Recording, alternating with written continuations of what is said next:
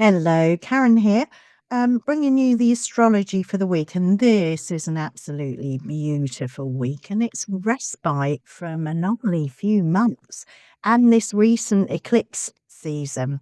So we've got Venus heading up the story as she is in opposition to Saturn, coming off that opposition to Saturn and ingressing into her temple of Libra. And later in the week, midweek, we've got the story beginning with the conjunction of Mercury and Mars, which is leading us from that emphasis on the air signs into the water signs and these large grand trines that would be forming in our sky for the rest of the year, at least until the beginning of December. So there's that ease and flow between the planets transiting Scorpio, and there's those activations of Neptune in Pisces and an exalted Jupiter in Cancer. So Venus, we all associate Venus with love and relationship, and that is indeed what she's about, that archetypal energy. But it's our impulses, our desires, our movement towards that love and friendship, and the needing of balance and harmony. It's all those forces of attraction that are at play there. But we also can have a shallowness and vanity and conceit with Venus. That's the other side of Venus. So what is she doing? Well, on the 13th, which is today, Venus is at the anaretic degree, the 29th degree of Virgo. So she is preparing to ingress Libra, but she's still in that opposition to Saturn, which is separating at this time. So that opposition, which has been in play for about a week, I believe. Sorry, haven't got the dates down here. We're talking about being reminded, memories resurging about rejection, heartbreak, those difficult things in relationships. So we may have been experiencing that over this week, but also those relationships that are strong. So Saturn is bringing in that sense of looking at boundaries, at our limits, at what we give and take within our relationships, and the devotion. And Venus will want you to bring that balance where you're not over-giving or over-receiving there. So we've had this going on, and this is what Venus is bringing into Libra. Venus being very strong in Libra, in her domicile, in her temple. She's sitting in her temple, being attended to, is looking for that beauty, truth, justice. Libra is the tarot card of justice. We're looking at the swords here, the tarot deck, the 2, 3, and 4 of swords here. So along with that justice card, the 2 speaks of making your decisions, making a choice. The 3 is about heartbreak, 3 of swords, heartbreak, disillusionment, upset, disappointment.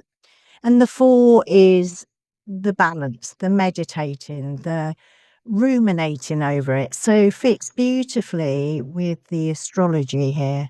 Sense of looking as Venus ingresses, our balance, the decisions that we need to make about our relationships, the decisions we need to look at, the limits that were shown by Saturn and the opposition of Venus to Saturn. This is that period, that day we will be looking at those things. We will be weighing those things, getting our scales out and weighing how we need to move forward with relationships and how we are in relationships. Bringing that balance to how we relate, who we relate to, why we need those relationships, what we're giving and taking from them. But the minute she ingresses, she will be opposite Neptune in Aries. So that is going to give us, this is the day for meditation or for your mystical spiritual work, the 14th, because opposite Neptune, there is that beautiful sense of the river flowing back to the sea, that real sense of oneness, the accessing of those beautiful states of oneness, those altered states of consciousness. It's an opportune moment as we are making those decisions to go to source, to go to our source of divinity, to our higher power, our higher self, to access that. This is the opportunity that is being given immediately that she ingresses into Libra. And the other beautiful thing that is happening is squares, whole sign square. Jupiter is in Cancer, conjunct the moon. And Jupiter's exalted here, and he is that fertility, that expansiveness, that generous spirit. So although there may be a level of tension there between them, he's also with the moon in Cancer. And that's where the moon's domicile is. This brings a richness to our emotional life. Those feelings of well-being, and brings feelings of generosity and that sense that there's abundance around us. Resources are available, spirits available, everything is available to us. That optimistic look at the world there. And this is tying into that Venus opposite Neptune at the same time. So, as I said, there can be some tension there with that opposition. So, it could be that emergence of inner material that has come from the Saturn, Venus opposite Saturn. So, maybe it's time to make decisions to actually work with that, to work it through. And we are highly supported here to do that. And we have on the 15th, Mercury is applying to a conjunction with Mars. And there'll be a dance with these two. It's part of this conjunction is part of a bigger story until the spring of 2026. There will be Mars and Mercury conjunctions, not only in Scorpio, but also in Sagittarius in November, Capricorn and Aquarius in January 2026, and Pisces in March. This is a story that is beginning now that will continue into that spring. And it also is triggering this grand water trine that we will have throughout November until the 6th of December, with various planets transiting Scorpio, triggering off those grand trines, and they're water trines. So it's an ease and it's a flow of energies, again, emotional. With Scorpio, it's depth, emotion. So with Mars there, Mars is in his temple. He will be able to bring about significations there. He will be able to do the work he wants to do. So it's that warrior energy in a softer energy. I often, with Mars in Scorpio, think about the goddesses who are warrior goddesses. So they're bringing a determination, a bravery, a courage. Mars and Mercury will bring this almost cathartic release via communication. So you might find yourself wanting to scream or shout, to release deep inner emotions. Venus headed this up by that coming in straight after the opposition to Saturn. Those energies there that I've talked about, being reminded of rejection and heartbreak, and those good relationships.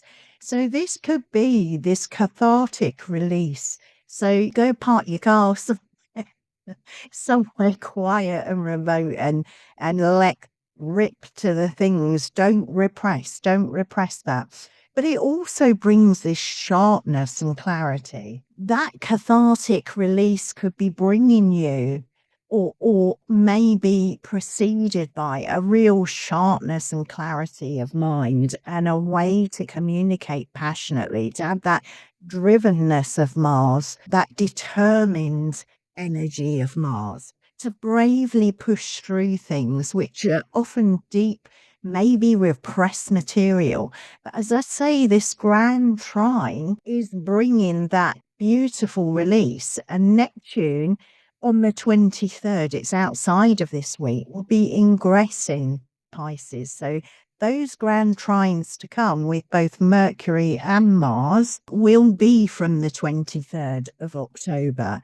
And it will be Neptune, that oceanic, mystical, unboundaried energy in Pisces, along with Jupiter in Cancer, bringing a fertility around home, nurture, bringing an expansion to that, and to your relationships within your family, your sense of safety. So there's a huge amount going on the 21st of October. We will be having this new moon in Libra, and I will do an astrology reading on that nearer the time.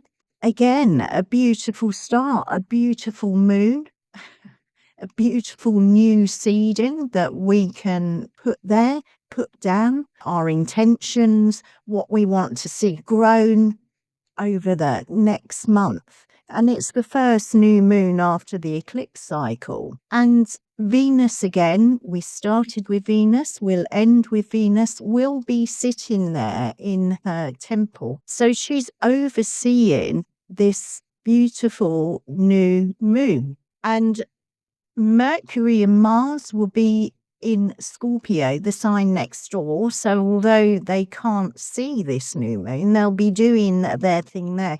All of this is supported, and hopefully by the time we have that new moon, we would have dealt with those things that we may have been feeling or come into this week with Venus opposite Saturn, the memories of rejection, abandonment, heartbreak, and also those good memories of our strong, supportive, resilient relationships. But hopefully by the time of this new moon in Libra next week, we will have that sense of having our cathartic moments that Mars and Mercury brought in Scorpio, those deep bubbling up of these emotional energies from our depths, and we've released them. So we're ready then to start again with that Libran new moon, planting seeds that are about beauty, about truth, and about justice. So I hope that was helpful for you. It was an overview rather than detail. I will come back with that new moon in Libra and give you a deeper reading on that for next week. But if you did enjoy it, please like, subscribe, drop a message in the box, and hop along to soulsymbols.co.uk if you want a reading. But also in a Venusian pattern, I have another section with my website called The Hive. And it is a work that has been in process, is in process, where I will be holding online and face-to-face, if you're in West Norfolk or the Norfolk area, women's sacred circles. So if you're interested in that, there will be courses coming in 2026, courses and workshops, again, locally and online. So have a look at that. Might be helpful to you. So I might see some of you in circle. All right, then. Have a wonderful week. It is a beautiful, it's a blessed week. Enjoy it. Enjoy it. Bye-bye.